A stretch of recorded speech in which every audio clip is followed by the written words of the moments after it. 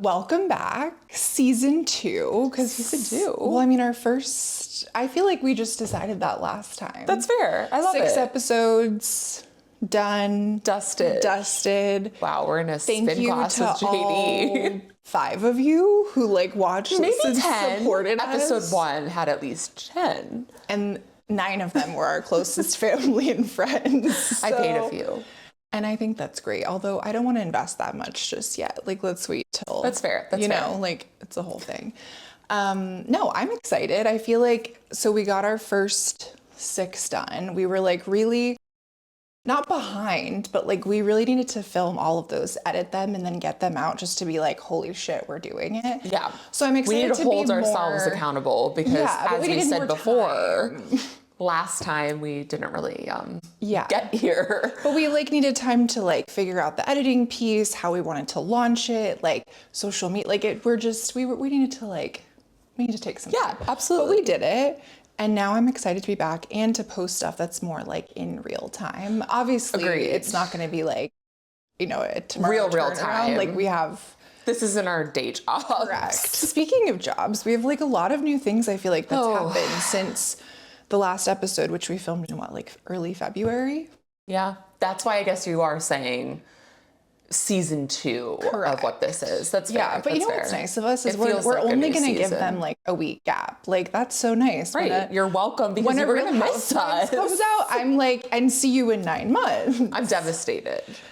Some of them I am. Others I'm I need a fucking break. Miss you. It's too much. But I feel a lot has happened. You have an entire new job.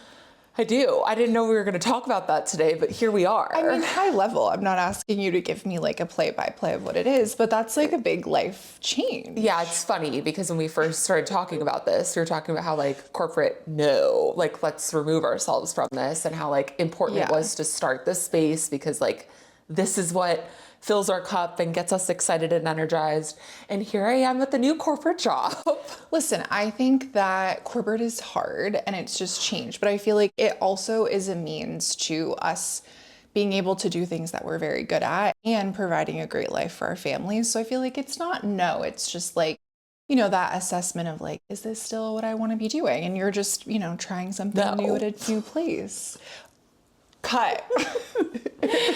No. I talked to my therapist earlier this year before I made these decisions. Okay. And I don't want to be cheesy, but I really do feel I was born on 1990, which is the year of the horse.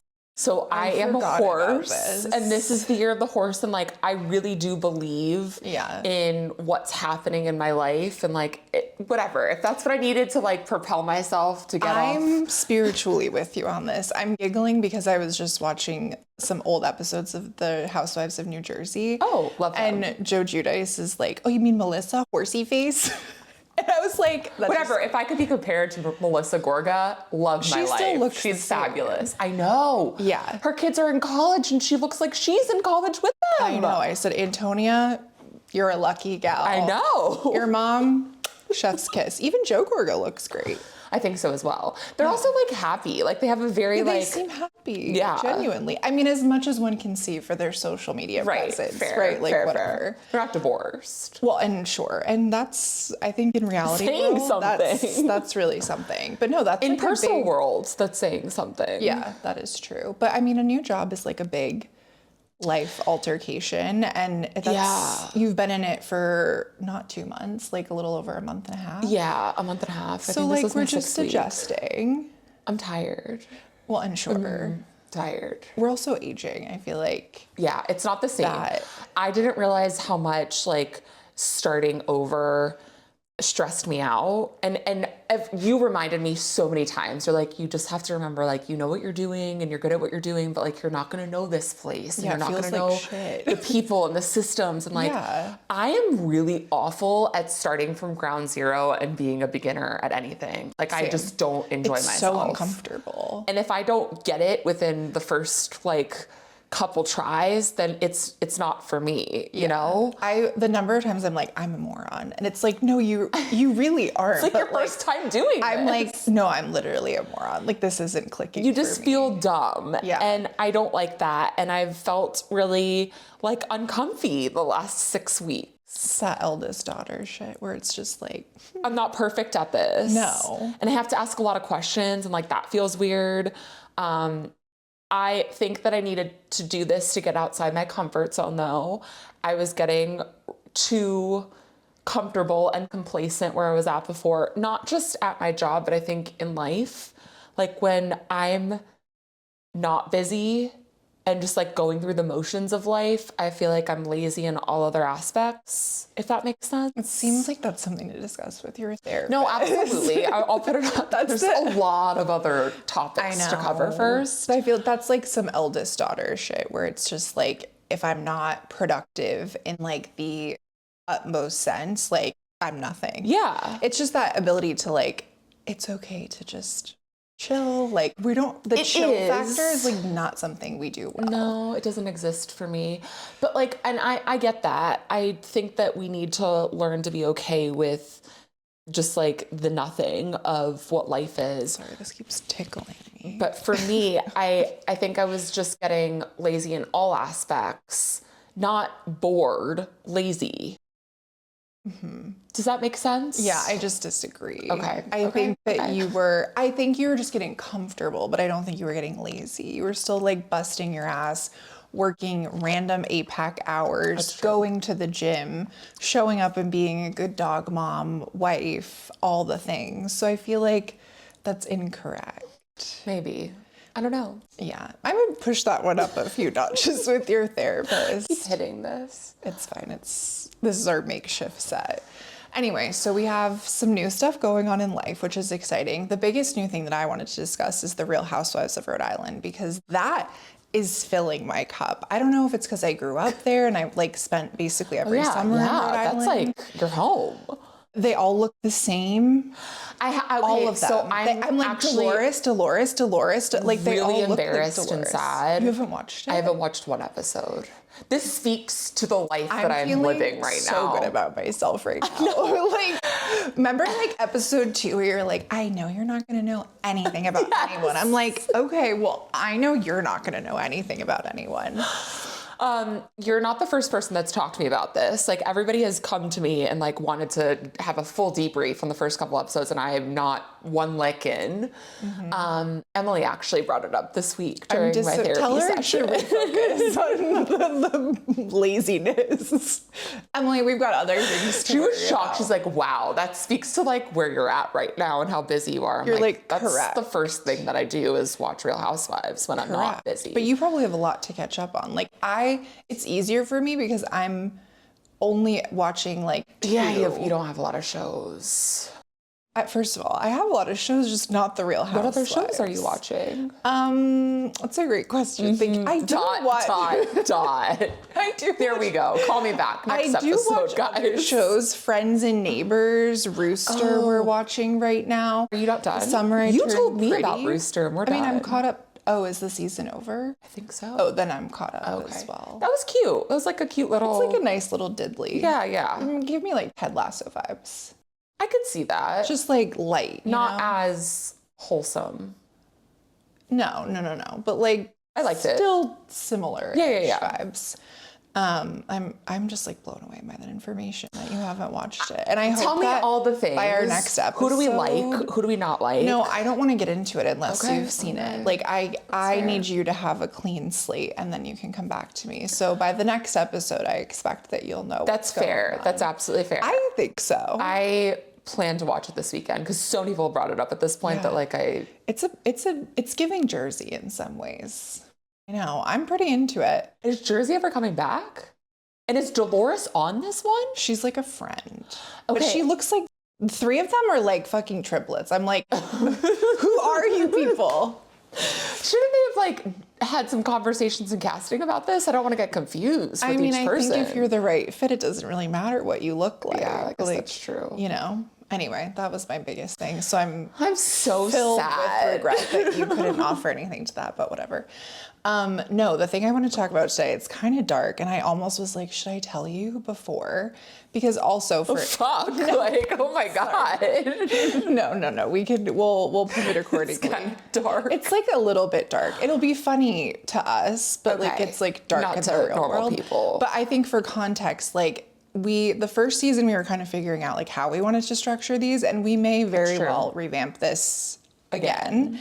But for now, we're kind of each taking turns like picking what conversation we want to have, and we're not really sharing with the other person because that's just like, I wouldn't go to my nail appointment with you and be like, here's a list of topics I've prepared. Like, you're not going to send the agenda ahead of time? No, I do that every single day for work. Like, I have 4,000 things to talk about, and it's not organic. So like, why would we structure this when that's like not who we are? The thing that I want to talk about today, because Mother's Day. Nervous. I'm so sorry. Well, because Mother's Day was last weekend. Yeah. And I was like, what a great chance to talk about grief, because I'm actually glad, because this was one of the things that I was going to talk about. Oh shit, did I fuck up your episode? No. I Okay, was just, great. I was like, I was feeling the same way. Like, is this the right space? But clearly I wanted to talk to my best friend about the worst day ever. Yeah. So I'm here for it. It's going to be dark for other people, but like, this is what the fuck our life is. Well, I think it's hard. Well, one, I feel like we both have grief in two different ways. That was the piece where I was like, well, we should probably, because I don't think we've said that yet. No, I think Maybe we we have. I feel like I may have dropped that my mom passed in a very dark way in a previous episode. I remember that, and it made me uncomfortable, so I can't imagine what the viewers felt. I'm so sorry, but if you lose a parent, you just get to that spot where one day you're like, she croaked, and it is what it is. And other days you're weeping in your bed because it feels like it was yesterday, and you just don't know. That's the thing. Yeah. But I feel like Mother's Day, I mean, at least for me, that's like probably the hardest holiday, aside from like her birthday and things like that. But like that and Thanksgiving. Or her favorite holiday, maybe. Yeah, Thanksgiving was it. You have grief for a different reason. Yeah, I mean, like when your dad leaves you on Thanksgiving Day, I don't know how you could ever recover from that. No, I don't think you do. I think you just I haven't. You just celebrate in different ways. You go away and you do fun things with your husband. You do. It's a fun day. Yeah, it's just a different reason, which is great. But I think Mother's Day is. I want to preface by saying like, it's one of my least favorite days of the year right now, but I think that could change. And I feel like one thing that I try and remember is that I agree that could change for you. Not because of like having kids. I think it's just like you see, well, one, we have children, like we have dogs. So no, I understand. I don't think that I'm expecting for somebody to text me Happy Mother's Day on Mother's Day for my dog. And maybe that's wrong. Like, when you carry and birth one of my new coworkers would absolutely feel that way, and I love her. It's true. You're a mom. You have a dog. Like, Fair. That's the thing. Fair. But I feel like I don't know. I just think it evolves maybe as like the grief gets not further, but like as, the time goes by, and you'll celebrate like your best friends having kids and, whatever else, your grandmother. Like, I think I don't know, there's like other reason to celebrate it. And I don't want to take away from anybody who like loves that day and who deserves to be celebrated, but it is a tough day. And I feel like there's a couple of, I don't know, you get like a spam email or whatever, and there's a couple of like organizations, companies I saw that are like, do you want to opt out of that? And I'm like, bye. I had a few places that emailed me. I got chills because I was like really happy that was sent. I had an old coworker that lost her husband, and the YMCA kept sending her husband an email like, we miss you, come back. And she finally emailed them and was like, he can't come back. He's dead. So please remove us from your list. I know. Like, I think that's a beautiful thing that companies are acknowledging and realizing, like, maybe this is not a day that everybody wants to celebrate. So like, let's check in and see what we can do to help in whatever that looks like for that person. Yeah. I want to celebrate for everybody else. I hate that like I'm screwed when it comes to certain days that are just hard for me, because frankly, like, that's selfish. I think it's just giving yourself a boundary, and you may not always. Yeah. I have some Mother's Day since my mom passed where I'm like, don't speak to me. Like, today's the worst day ever. And I have some where I'm like, yeah, that really sucks. But like, it's okay. Like, it's just a day. It doesn't have to ruin everything. But then like, I could go back and have a really shitty year. So I don't, Yeah. You it's just not, don't know. Just it's like you not like said, an one day could be uphill great and one battle. day Yeah, it felt like it's yesterday. Right. I get that. I have so many thoughts. I don't know. It's a hard day for me. I think I used to like hate it and not want to acknowledge it. Now I'm just like, it's a day and let's move on. I used to be better about reaching out to people that were important to me, that were celebrating that.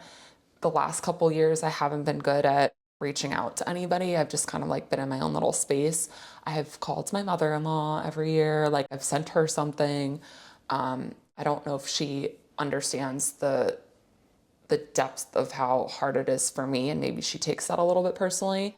I was gonna say though, do you? I haven't shared, maybe. Yeah, it was like, do you? Because you have a different type of grief, right? Correct. Like I have. My mom is living on this earth, and I Yeah. haven't spoken to her in Right. 4 or 5 years now. Yeah, mine's dead. You're like they're grief, but She's they're dead very to different me. paths, right? But like physically, Yeah, and, yeah. you know. She's alive, I think. Question mark. Yes, Question mark. she's alive. Dark. You did But say I it was feel gonna be like dark. that's like a type of relationship that I don't think a lot of people talk about, because I think a lot of people are like, well, why, like just fix it. And certainly that is maybe a good way to I've look at it in the tried. beginning, but I think then you get to a spot where it's like, this is so detrimental for me that I can't, like, I shouldn't be the only one trying to fix it. And I feel like that's kind of the position you were in. Yeah, it's uncomfortable because I think when you have living family members that you have no contact with, there could be the misconception to the general public that something is wrong with you, that you have done something wrong. Like, that is odd. That is weird. Right.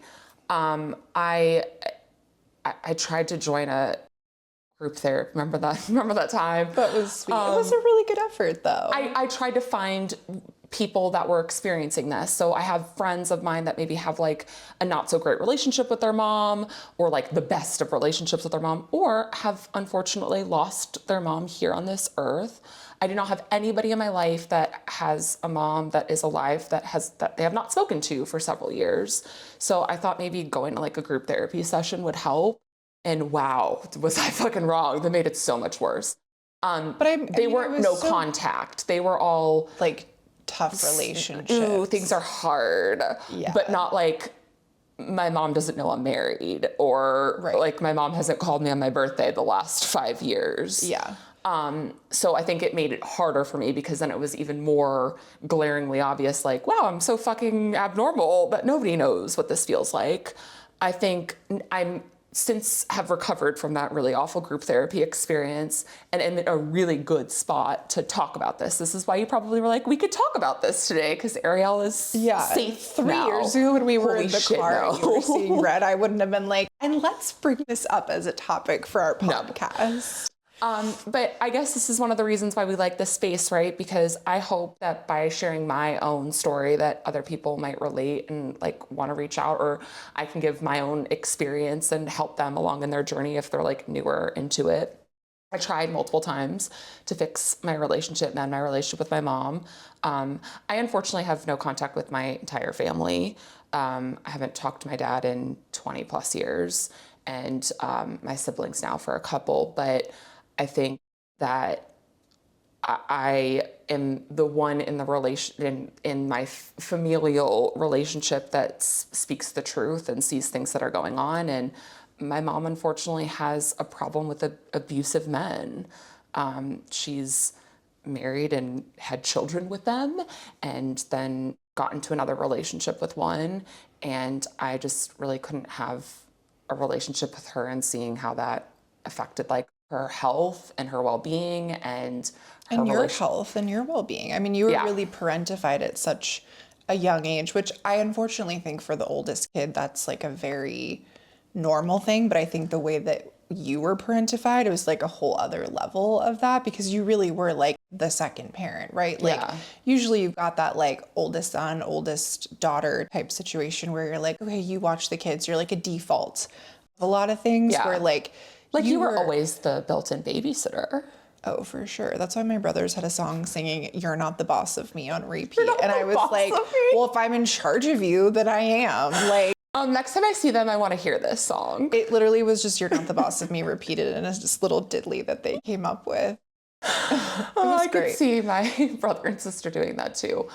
Yeah, my mom, I'm her oldest, and my parents got divorced when I was 13, and she like immediately clung to having a more like partnership relationship. Like we joked like I was my mom's husband for so many years. So I think maybe it was that much harder when she went off and like had a relationship with somebody else. I'm like, whoa, wait, like I'm your husband. But also now seeing as an adult what she does in relationships, it's like really terrifying. Yeah. What's that guy? This Alex Warren, is that the guy who sings all the cute, beautiful love songs and stuff? He has a song. I'm sure it is. He has a really, really sad background. Like he was homeless at one point. Like his parents were like not in his life for a while, like in and out of rehab, drugs, all the things. And his parents are now gone. But he wrote this song about like, it's your first time on earth too. And it's like this really beautiful song about, like, I know you really fucked up. Like you weren't the best of parents. And like, but acknowledging that you're living your first life just like I am, and that's not your fault and it's not mine. So I think over the last couple of years, that's kind of the conclusion that I've come to. Like, my mom is a beautiful human being. Everybody that has, my mom, met her, it has nothing but great things to say because she really is such an amazing person. She has a problem with not seeing her own worth and value and clinging on to people that exploit that. And I'm not here to be a part of that. And it was too unhealthy for me to keep like seeing and being dragged into. Do I want to call my mom on Mother's Day? Absolutely. Like that fucking sucks. Of course. Am I going to maybe regret this down the line? I've had so many crazy dreams where I wake up and I'm like, cool, now my mom is dead and I can't do anything about it. And what happens to my friends who have lost their moms, and like, maybe that happens to me. Are you gonna feel remorse? Are you gonna feel like, well, you're an idiot, you didn't call your mom? I think about those things too. I think all the time what someone like you might think who has lost their mom, like that's probably the first thing you want to do every day is call yours. For sure. But also I had a very different relationship. Like, I think there's me wishing that like the first thing I could do each morning, calling my mom, doesn't make me think like, well, you should be doing those things, right? Like, I know in the very beginning, I was definitely like, I think you should try and fix it. Yeah. And I still stand by that. Like, I think it will never not be worth the effort you put in, because I think for me, I'd rather have like a knockdown drag out fight and try everything I can. And then once I get to that spot, be like, but we have. But that's what I mean is like, that's my personality of like, I want to do all those things and then I could walk away from something. Yeah. So I think that was kind of the same thing that you had done, where it was like, I thought that you would have regretted it if you were just like, I can't now. Totally. But then you get to a point where you're like, this is no more. It wasn't healthy for you. Yeah. And listen, it's like, it's so sad. It's heartbreaking. It's like the person that I want to talk to the most, the person I want to have a relationship with. But I think in my 35 years of life, I've come to realize like I love myself the most out of anybody else. I will always put myself first. And if nobody else can be my parent, my protector, like I'll fucking go up to bat for myself. Are you kidding? Karamo from Queer Eye, he was a speaker at an event that I went to a million years ago, and he said something along the lines of that. Like, he was like, I always just had to like look out for myself. I have to remind myself if I'm driving in a car and like I feel like I'm gonna freak out or get into an accident, like, you've got this, I'm gonna protect you. And like there's some, I don't know, like some like power in that. Yeah, like, peace of mind to it. I don't know if that was like too dark or too cheery, or I feel like cheery is not the word I would use to describe that. You're like, no, it's really sad. As you're like, so sad. I think the thing is that like a lot of people who have this like dark grief, and we have very different reasons, right? Like I'm not an emotional person, like front facing. I feel like honestly what's interesting is even some like friends and family watching this where they're like, wow, I've learned more about you in like 2 or 3 episodes. I don't want like, people to talk to me about it. but like, relax. But I think like I am a deep onion. Like I'm so much more comfortable talking about others. And so I think that like, people can watch this and be like, wow, it's so easy and like there's no sadness and no one's crying. Like, no. Those moments are very real. That's why I'm spending thousands of dollars a year in therapy. Like, that's why I'm not getting out of bed for half a day on Mother. Like, those things are happening. I think it's just where you choose to do it, right? And I feel like that's like the whole social media highlight reel where people are like, you only see the positive stuff. And I'm like, listen, I'm not gonna pop out my camera or film an episode of this when I'm like, I'm having hysterically a really bad crying. day. Yeah, I'm just like, and I think it's beautiful when people can be vulnerable like that, but that's just not me. That's not the place that like I can process my emotions. And I think you're very similar in that sense. Oh yeah. Like, that's not going to serve you in a way, and it can serve others, but like it's not for us, and that's okay. No, I agree. That's so funny that people said that about not. I mean, it makes sense. I'm an open book. Like what I'm talking about here, literally my new coworker probably knows about now. I told them about my whole like dad having 15 families, and they said somebody looks like me, and I was like, they're probably related to me. That's my sister. But I think it's different for like, you are an open book, and I love that because I feel like it's made me be more open. But I also think we're similar in that like if you're going through something, true. You're not. You don't want to chat about it. I don't either. I'm like, once I've gotten through it and I feel like I have some clarity, I'll talk about it all day long. I'll make it a joke. But like, until that, no. No, you're absolutely right. I think because I take things so personally and I'm like on the defense, because if somebody else had an opinion to what I was dealing with, I wouldn't have been able to handle that, right? Yeah, because you're like, I'm doing what's best for me, and now someone made me feel like that's not true, and I can't handle that. Yeah, and then I'm spiraling. So you're right. Like I can say this now and I can be an open book and I can joke and I can laugh and whatever, because I am very much processed, I wouldn't say healed, but in a really good spot with all of this, and like feel like I've come out on the other side. And like I said, I really, really do hope that by sharing this, that it helps somebody or somebody else feel seen and not like alone in this world, because you made a decision to not talk to your mom, who's the best human ever, but is not a healthy space for you in your adult life. So yeah, damn, Mother's Day is tough. What the fuck am I going to talk about now? That was exactly what was on my mind. I'm so sorry, but it was just fresh. I feel like I saw this thing on Instagram and it was like, I don't know, every year this girl and her friends host a dead mom brunch. I was like, that's so fun. But like, what if I wake up that morning and I'm like, I don't want to do it. Then every person that would be at that brunch would completely understand that that wasn't for you. I know, but it was like a whole thing. Like it was like an event. It wasn't like her and her closest friends. Like they rented out a place. Like it wasn't something you could be like, bye. Right. Fair. Toodaloo. Now, who was invited to that? Curious, as a no contact human. I don't know, but we have to wrap this episode up. So we don't have any time to dive into the guest list right now. No, I just think like if Mother's Day was hard for, I don't know, you're not alone in those types of things, right? Like we have very different situations, but I think just knowing, sadly, that like someone else is going through a similar version of it is, I mean, it's like anything in life. It's comforting to know those you're not things. alone. Yeah, sorry to bring up such a dark thing, but I was like, Mother's Day? I just had the longest work week of my life, and we're just boop. And I'm like, let's talk about dead parents. And make fun of me for not watching The Real Housewives of Rhode Island. I didn't even know what state it was. I know. Anyway, we have to wrap this up. Okay. So like, welcome back, season 2. See you next time. Bye.